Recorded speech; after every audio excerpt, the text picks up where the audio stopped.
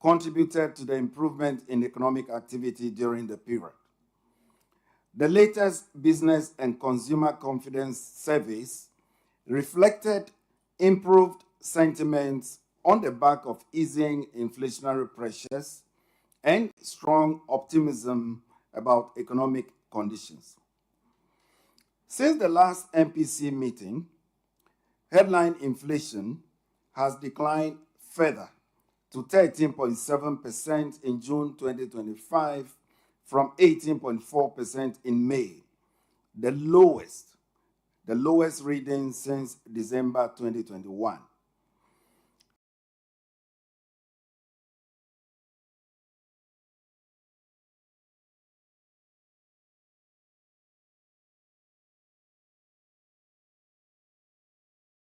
The deceleration was underpinned by the tight monetary policy stance, fiscal consolidation, easing food supply constraints, as well as the strong recovery of the cedi.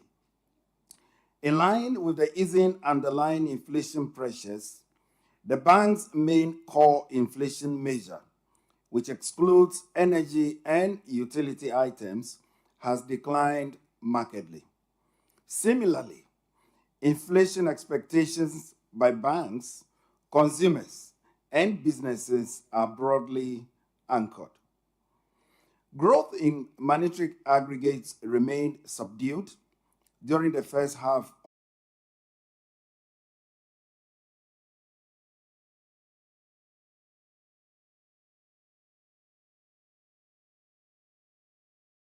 and easing inflation expectations.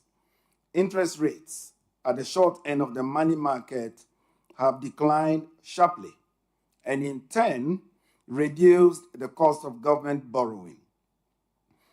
Data on budget execution indicated a strong commitment to fiscal consolidation as expenditures adjusted within set targets to accommodate the revenue shortfalls during the first half of 2025. As a result, the overall fiscal deficit on commitment basis was 0.7% of GDP, outperforming the budget target of 1.8% of GDP. The deficit was largely financed from domestic sources. As at the end of June 2025, the total public debt had declined to 43.8% of GDP from 61.8% of GDP at end December 2024. And this was due to the appreciation of the cedi, lower domestic borrowing, and the external debt restructuring. In the banking sector, the financial soundness indicators reflected continued asset growth, improved solvency, liquidity, profitability, and efficiency in the first half of the year. The non-performing loan ratio eased in June 2025 on account of lower growth of non-performing loan stock relative to credit. Continued improvement in the economic conditions, ongoing recapitalization efforts from capital injections and profits, coupled with the implementation of strict credit underwriting standards, should enhance resilience in the banking sector. The external sector has improved markedly in the first half of 2025, supported mainly by higher prices and increased production volumes, talking about gold and cocoa.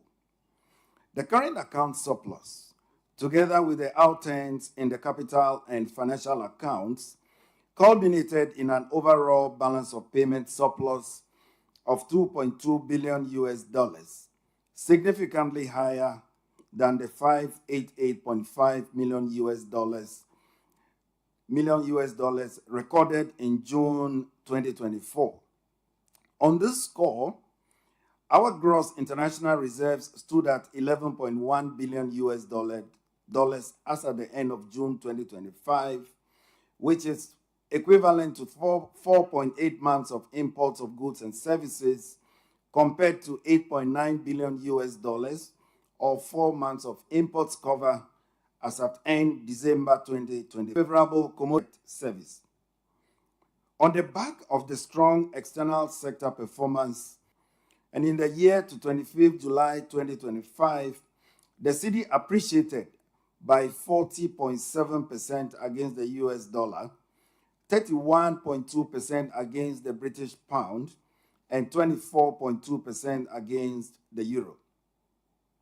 Overall, the committee noting expectations are broadly anchored.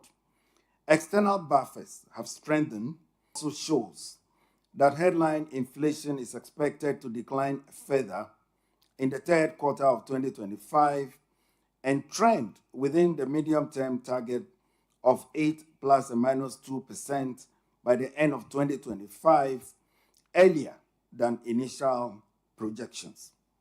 However, there are upside risks to the inflation outlook, which include potential supply chain challenges, utility tariffs. These notwithstanding, the impact of these risks on inflation are expected to be offset by appropriately tight monetary policy stance and continued fiscal consolidation. Given these considerations, the MPC, by a majority decision, voted to lower the monetary policy rate by 300 basis points to 25.0%, likely reduce the policy rate further should the disinflation trend continue. The committee remains committed to the and sustainable growth. And the next Monetary Policy Committee meeting is scheduled for September 15th, 2025. This meeting will conclude on September 17, 2025, with the announcement. Just joined us online, on radio, or on TV. You are just watching or you listen to the Governor, Dr. Johnson Esiama, who is also the chairman of the Monetary Policy Committee. And let me also say that all the 7 members of the Monetary Policy Committee are here with the governor, the head of research, the head of treasury, and our external members, who are Professor Abo and Professor Ebo Texan. And of course, the first and second deputy governors are members of the MPC. Let me thank you once again, Governor Dr. Johnson Esiama. So to the press, you've listened to the governor. The monetary policy rate has just been reduced by 300 basis points. We are going to have our usual interactions, but kindly be brief. And also know that in the past few weeks, we've had a lot of other information on some of the questions that you may have to ask. I'm only preempting. So you mentioned your name, and also you mentioned the radio station that you are representing. But let me just say this, Chairman Dr. Esiama, we have 4 regional radio stations actually joining us for this particular MPC. Also give them the feel of how the MPC is organized and be able to also ask questions and go back and inform your constituents. So we have Ashanti region, Kesben Media, Western region, Oja FM, Adum FM representative in the Eastern region, and Sotoji of Joy News in Volta, who have been very instrumental and supportive of the work of the Central Bank. So you are most welcome, in addition to all the media houses here represented. So please mention your media house you represent and be snappy with your question. One question at a time. Thank you.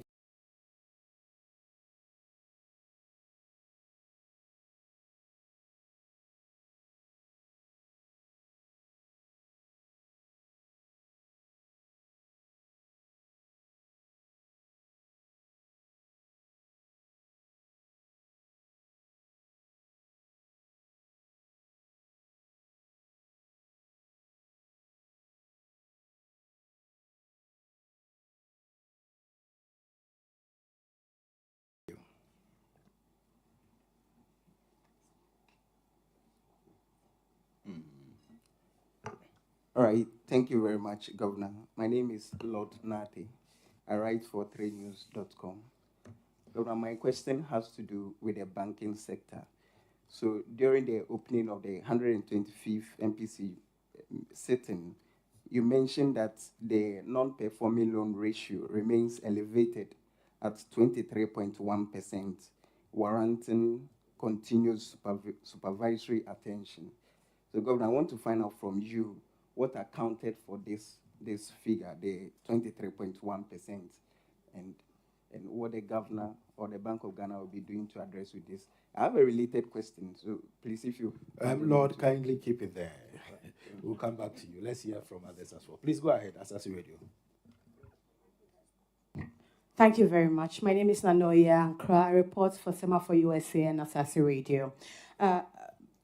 Governor, so last 2 weeks or so, I sent some questions to Dr. Otabil, and I would want to reiterate those questions. Now, one is, we have received complaints from importers that they are not getting dollars from the banks. So I decided upon myself to go to the banks to find out. I visited 4 commercial banks, and the information I gathered, or what they told me, was that they didn't have a lot of dollars, and that customers had made a lot of requests and they're struggling to serve them. I would like you to address that. What is accounting for that, if indeed there's a shortage in the banks? Thank you.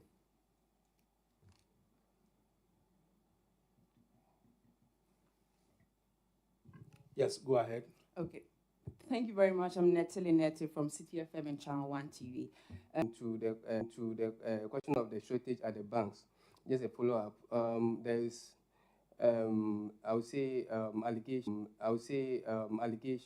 that the commercial banks are deliberately pushing the dollar. Go there, they tell you the shortage, and then they will direct you to a particular forest bureau to go and do transact your business. So whether the research department is also aware or has anything on that to brief us. Thank you. Thank you. Thank you. All right, Governor. So we have 4 questions, right?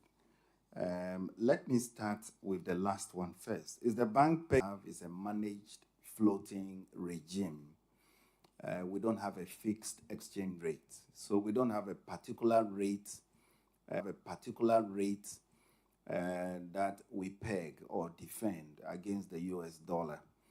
The exchange rate, as I always say, is an endogenous variable. It is free to move on a daily basis. And we are happy to see it move. We are happy to see it fluctuate. What you are seeing now, you have to put it into proper context. And I always say that you have a country whose external sector is very strong. You heard it all from the readings I just did, the monetary policy statement. It aligned the external sector performance so well. So when you have a country whose external sector is that strong of dollars, as you know, certain inflows that were going to the banks directly, especially in the area of mining, small firms. So